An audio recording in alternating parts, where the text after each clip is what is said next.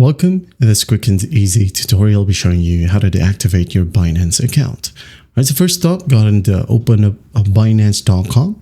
And once you're in here, just go to the top right, click on your profile. Okay, click on it, wait for it to load. Now, in the left panel, we have here, account. So just click on it. And once done, go ahead over to security. And once it loads, go ahead and scroll all the way down. Okay, and you will be able to find two options. First one is disable account, and the second one is delete account. So if you just want to deactivate your Binance account, you have this option. Okay, so it says here, once the account is disabled, most of your actions will be restricted, such as logging in and trading.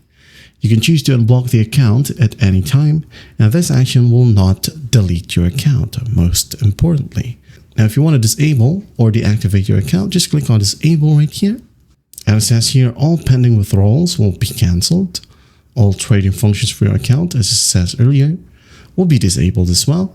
All APIs, all devices for your account will be deleted. And your identity verification information will not be deleted. Okay. So again, if you're happy with that, just click on disable account.